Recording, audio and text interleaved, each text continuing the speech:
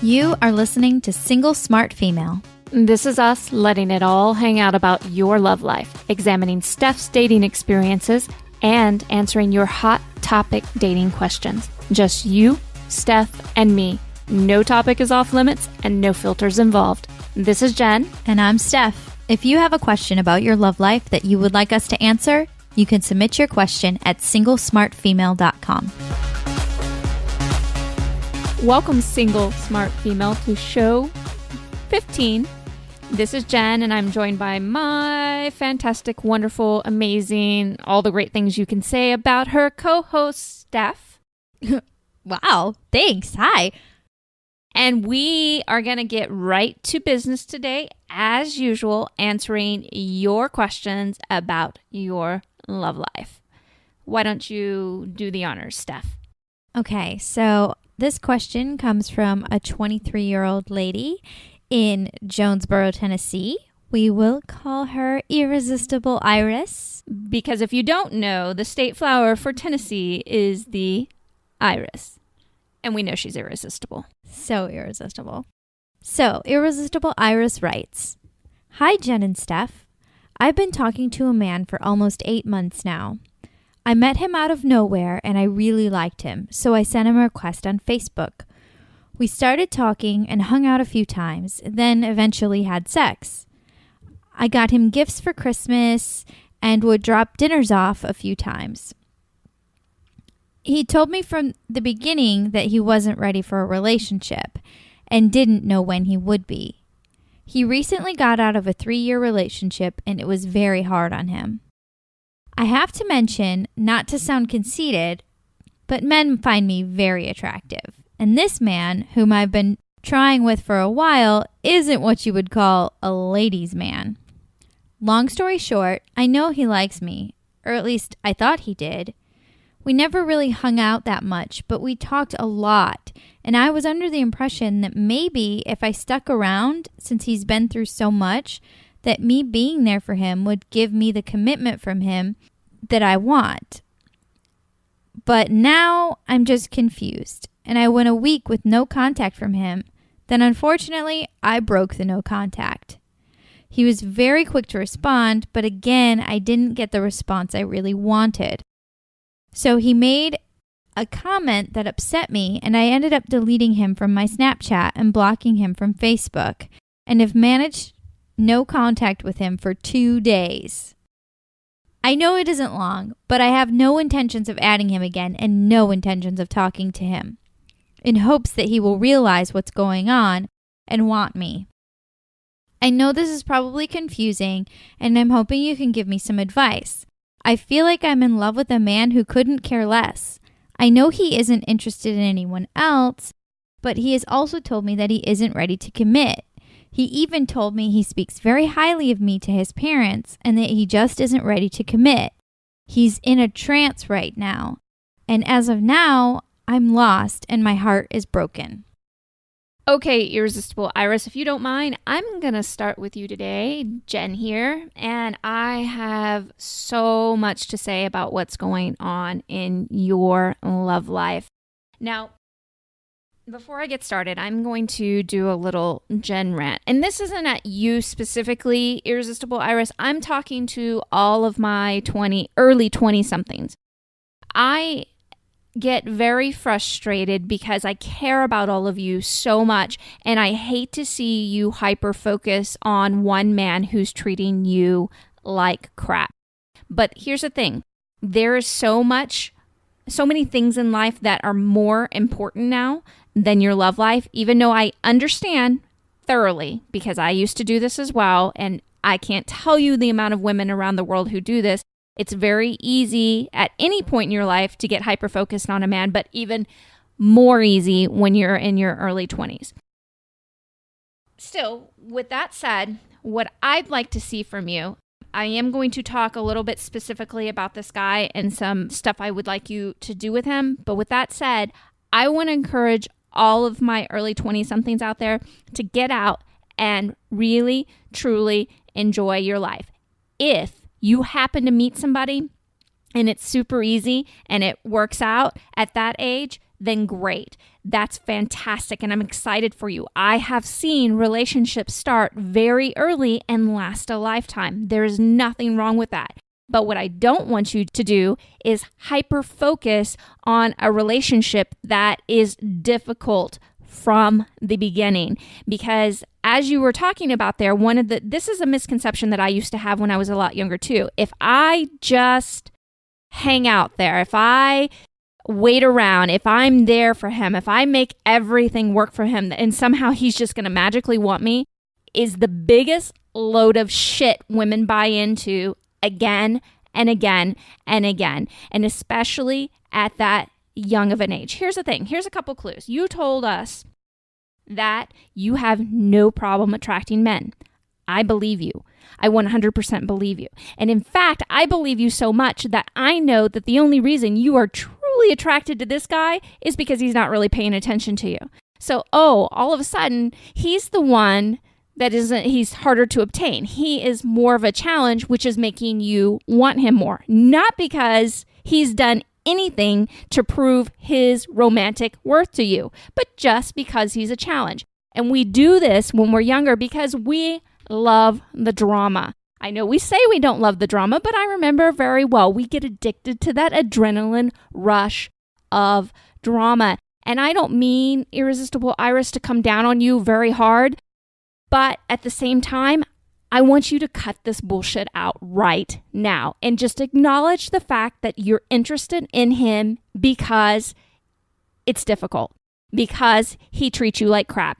Being there for him, making him dinners, taking him presents when he is not reciprocating that kind of attention to you and not treating you like the adored woman that you are, will not ever make him love you. In fact, it will set up a repetitive pattern of you again being treated like shit, and then all of a sudden he'll give you a few scraps of his attention. I like to call romantic scraps of male attention, just enough for you to keep holding on and wanting more, and then he'll use you time and time again. And guess what? We're going to blame it on the guy for doing it, but the truth is that you set him up to do it, and you allowed him to do it again and again and again, instead of turning your attention to the men who treat you the way that you really want to be treated.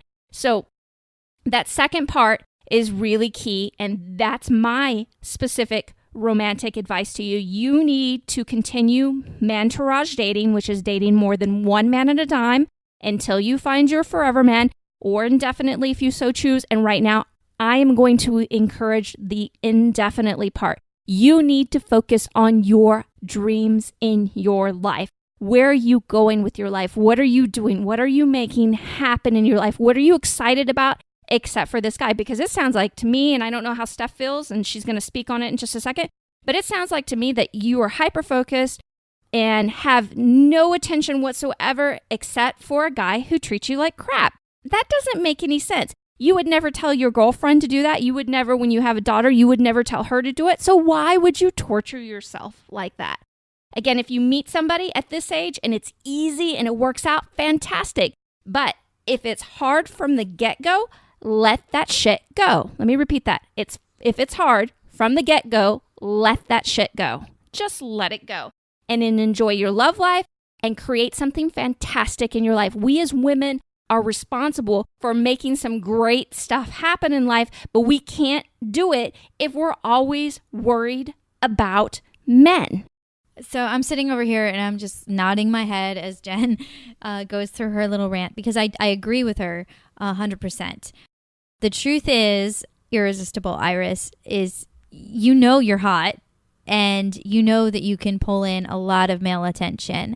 And like she said, because this guy is making it so difficult for you, that's why you're kind of hooked on him. And I get it. I've been there. I've done that shit. And honestly, it's not that fun. It sucks. You're just constantly, you're giving and receiving nothing in return. And that's never how a great relationship is set up. You're never going to convince him how great you are by giving him too much of yourself. And I can tell you this, when you start dating other people, he's probably going to come around and want to see you and wonder what's up with you and like, why aren't you around? What are you doing? I miss you. I need you in my life. Well, no, I'm not really ready for a relationship yet, but like, I thought we were friends or whatever it is. And, you know, that's up to you if you want to keep him around, but he doesn't get to have all the good parts of you. You have to pace it to the point, whatever you're receiving from him, you give no more than that. No more than that. When you're not in an exclusive relationship, because you're gonna screw up the dynamic before that when he hasn't invested in you yet. Again, we're gonna go back to Mantourage dating, especially at this age, Irresistible Iris.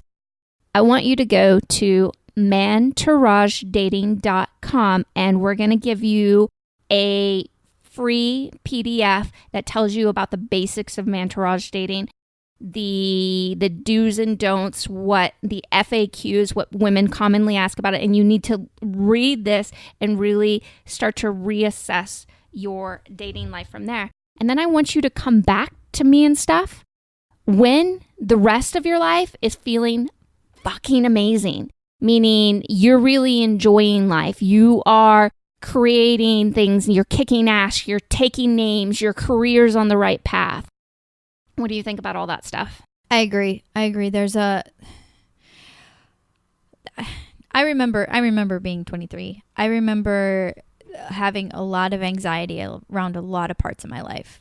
And it's so easy, even with everything, it's so easy to hyper focus on the things that you can't control and make them your whole world. You can't make this guy be more than he is right now unless you start focusing on yourself. That's the only way that you're going to get him to turn around. And honestly, I really feel like once you start focusing on yourself, on your career, on your hobbies, your interests, whatever it is that you want, when you start building the life that you want for yourself, and then you include other people in that journey, you're going to find somebody way more interesting, way more fun. I mean, there are so many freaking possibilities right now. And I'm kind of excited for you because this is a fun time. This is, you know, the possibilities are just so very endless for you.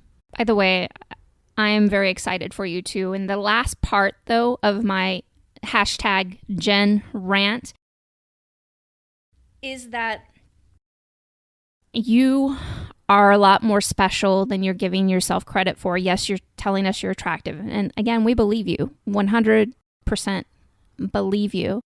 But I'm not concerned with whatever this guy has been through. And that might sound like I'm very insensitive to men, which is the furthest thing from the truth. But I see too many women focus on, oh, poor him, this happened to him, this happened to that. What about you and what's going on in your life? Stop worrying about what's going on in his and do something amazing in yours. And then you're not going to be able to stop love flowing into your life. When we love ourselves first, when we put ourselves first, and then we learn to interact with men in a different way and stop making it all about them, but instead, complimenting each other instead of looking for somebody to complete us, your whole love life dynamic your romantic destiny is going to change, Irresistible Iris. That I can guarantee. Today's episode is brought to you by Make Him Want You Again online class. If you would like to learn exactly what to do, say, or text to make yourself irresistible and unforgettable in his mind, meet us over at makehimwantyouagain.com. Okay, single lady, it's time to talk about Jen's love life. Jen, what is happening in your love life? Well, I'm going to be honest with you ladies out there, and the truth is not a damn thing. Ooh, sounds super interesting. It's fascinating. Let's dive into it. Well, I'm going to be really honest with all of you ladies. I'm not super comfortable telling you that, hey, there's not a whole lot going on. Things are not oh my God, orgasmic and off the charts. And things are not horrible either. Things are good.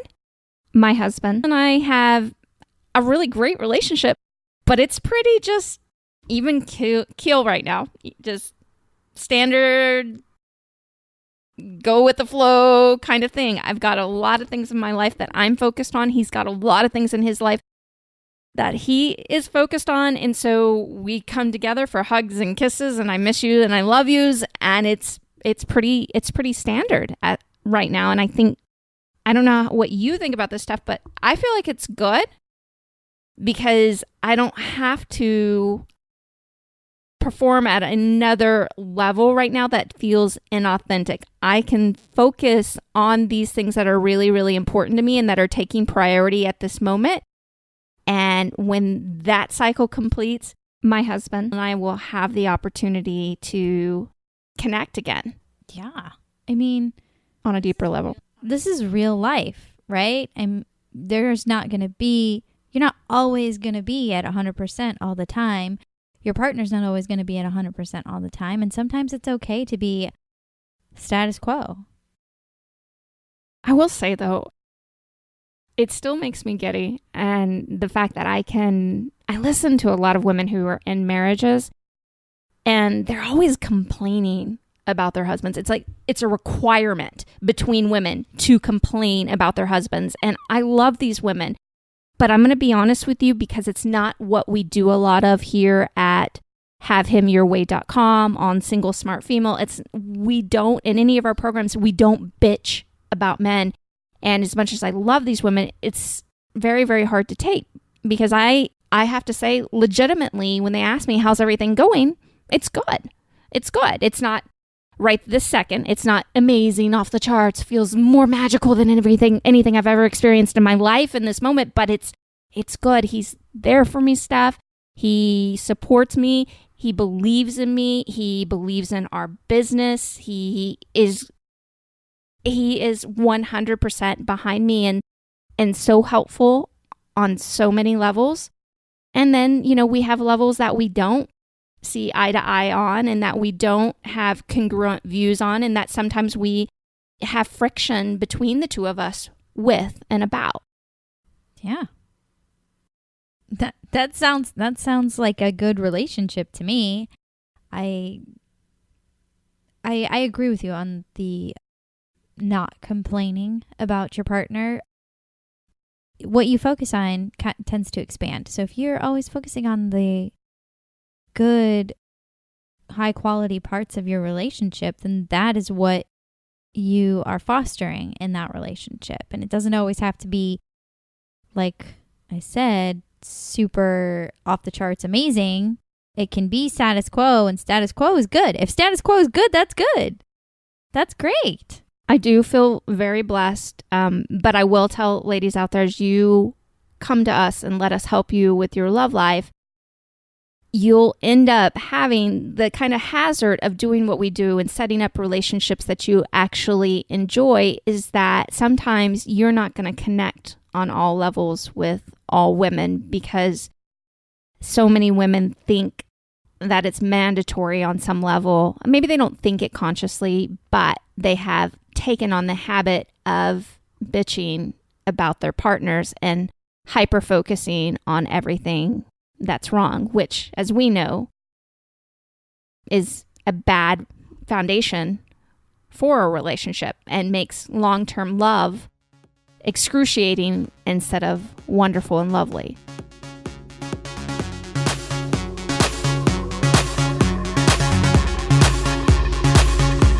Okay, single lady, it's time for the final thought of today's show. The more fascinating you find your own life, the more fascinating the right men will find you.